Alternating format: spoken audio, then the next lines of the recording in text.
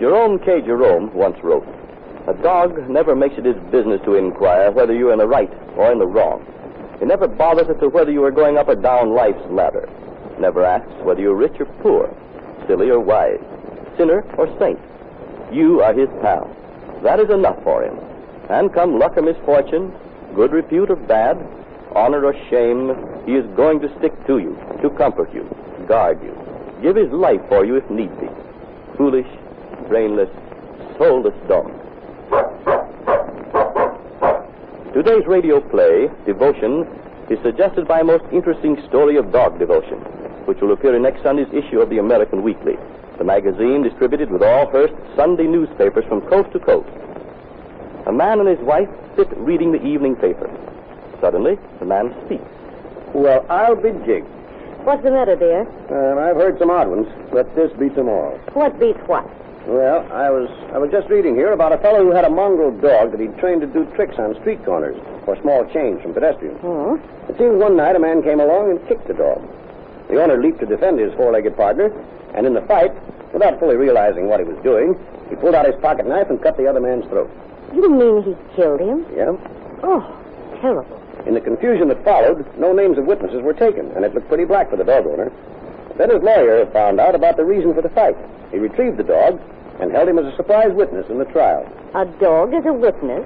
Now who's jigged? Well, I am. Go on. Tell me how they got any testimony out of a dog. Well, after the joyful reunion, the lawyer for the defendant put the dog through the tricks he'd been performing when his master went to his defense. The dog walked on his hind legs and played dead, snuffed out a match with his paw, and then, and this really does beat all, What does? that blamed dog leaped into the jury box and peered beseechingly into the face of each juror. They acquitted his master, I suppose. Yes, the dog must have turned the trick, because the verdict was not guilty of murder. Good. I'm glad the jury appreciated the feelings of the owner when his pet was being hurt. I used to have a dog once, Yeah? and if anybody had raised a hand or foot to him, I think I'd have been guilty of at least manslaughter myself. Heavens, hey, is this the mild woman I married? Well, still water runs deep, you know. Did I ever tell you about the time I was saved by my Airedale? Well, that's part of your past I'm ignorant of, my dear. Well, it must have been 2 or 3 years before I met you. I was out for something for Mother. It was wintertime, and I thought I'd take a shortcut home by walking across the pond instead of around it. The kids had been skating there a few days before, so I thought it'd be perfectly safe. Sponger was racing around in circles ahead of me. Suddenly, he began to whine. What's the matter, Sponger? Oh, come on, Sponger. Come on, boy. What you hanging back for? We're the only ones around. Nobody's going to hurt you. Stop that whining. Come along now like a good boy. Here. What you nipping my skirt for? Stop it. Come along.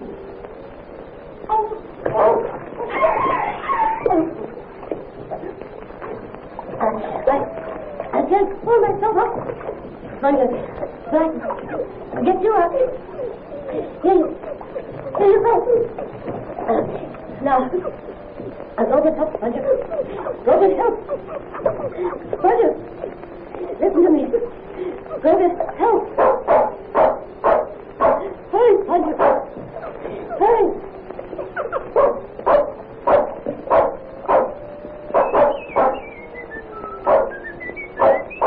Hey, go away, boy. Go on. Don't bother me. Beat it, do you hear me? Beat it. Here, what are you doing? Let go of my coat. Hey, stop pulling. Hey, what's the matter, boy? Where are you trying to take me? Huh? Oh, all right, I'll follow you. I'm late for work now, but a few minutes more won't make any difference. Help! Help! Hang on, lady. I'll be right with you. I can't handle it longer. I'm frozen. Here, give me your hand. Now. There you are. Thanks 1,000 times. Don't thank me, lady. Thank your dog here. So you see, my dear, if it hadn't been for Sponger, you wouldn't have had me for your wife. Well, if Sponger were only alive now, I'd see that he got a medal. Oh, he got one. I thought of that. Well, so he should. You know, dogs have a lot more sense than most folks give them credit for. I remember an incident where a chap was indebted to a perfectly strange dog. Two men were working on a scaffold 15 stories up from the ground.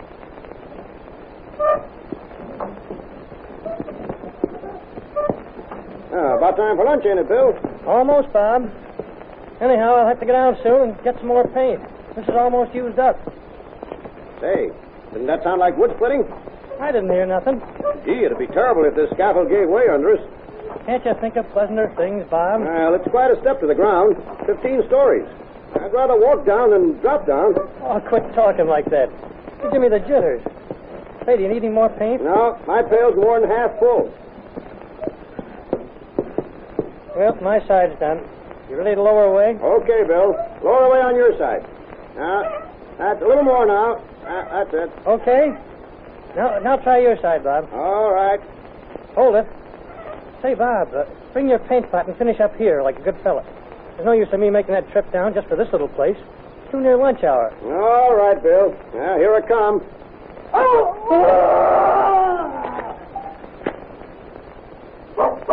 Whiskey, stop that.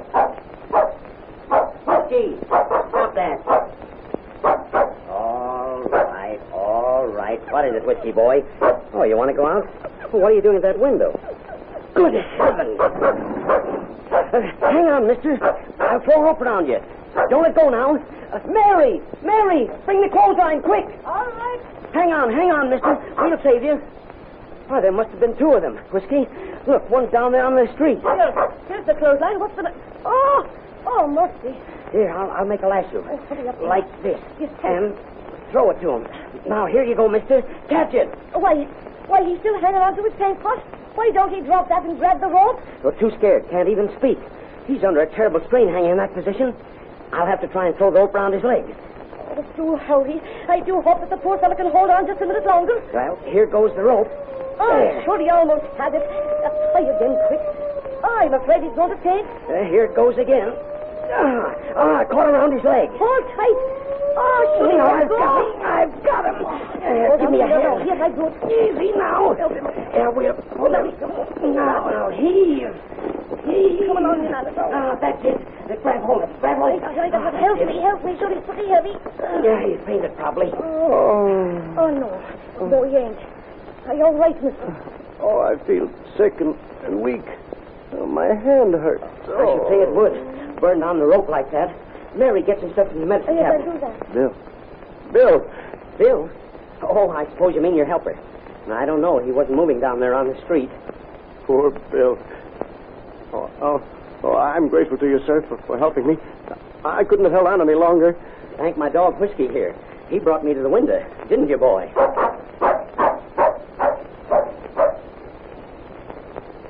My, but that was exciting. Well, I wouldn't want to go through it again, I can tell you.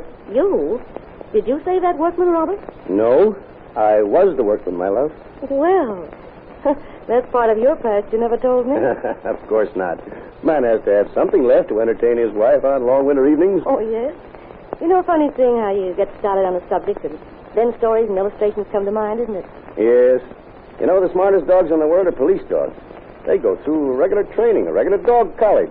I've often wondered how they train them. Well, I clipped an article somewhere not long ago that told all about it. Hmm? I think I've got it here in my wallet someplace. Now, let's see. Here it is. Here's what it says. They teach them to obey verbal and silent orders, protect masters without commands, stopping at command, pursuing and arresting a prisoner on attempted flight, guarding a prisoner during the absence of the master. It also tells about a tough Negro, a lifer who escaped from jail. Finally, he was captured for another offense, and the authorities were notified. The jailer came up for his former prisoner, accompanied by Magda, a graduate of the police dog training school. Here's your prisoner, Chief. Hello, Johnson. I'm glad to see you again. Yeah, I bet you is. Well, I'm glad to see you. I'm not surprised to hear that. Stick out your hands. You're coming back home with me. Listen, you ain't never going to get me back there alive. Maybe we better send a couple of men with you, Chief. This buck's a tough one. Oh, Magda can watch him while I drive. That dog? Yeah. Watch him? Yeah, gonna be easy breaking loose from you, boss. We'll see about that. Go on, Robert. Did the Negro get away? Well, the jailer put his prisoner in the back seat of the car and set the dog to guarding him. And so they drove along. Now, when they got to a lonely stretch of road, the prisoner suddenly made a quick move as though to bring his manacled hands down on the head of the unsuspecting jailer. In a flash, the dog pushed the Negro back with his front paws and stood snarling in his face. Yeah, tried to get away, did he, Magda? Good dog. Call off your dog, you hear? Call him off. He bite my throat to pieces. That's right, Johnson. One more move from you, and that's just what will happen. Call off your dog. Call him off. I can't move. All right, but see you don't move during the rest of the trip. Down, Magda. Yeah, that's it. Guard him well, Magda. Needless to say, the prisoner was safely delivered to the chain gang. Aren't those dogs wonderful? Yeah, they even teach them to climb ladders into burning buildings and save babies. Speaking of burning buildings, did you see that piece in the paper yesterday? Or was it the day before yesterday? About the dog named Ginger? No. Well, it seems that about 3 o'clock in the morning, fire broke out in a tenement house. All the tenants were asleep. But Ginger sniffed the smoke and started to bark.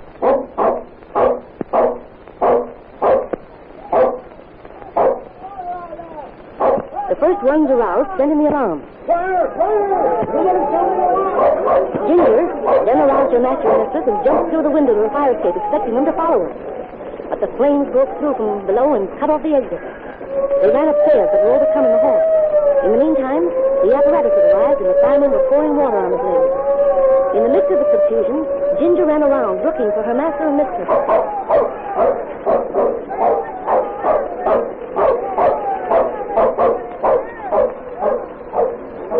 Then, she ran back up the fire escape into the burning building, evidently trying to find her master and mistress and lead them to safety. Did she succeed? No.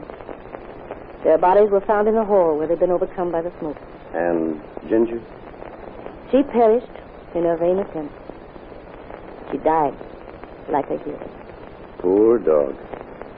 Man's greatest friend is his dog. What was it some writer said? You are his pal. That's enough for him. And come luck or misfortune, good repute or bad, honor or shame, he's going to stick to you, to comfort you, guard you, give his life for you, if need be. Foolish, brainless, soulless dog.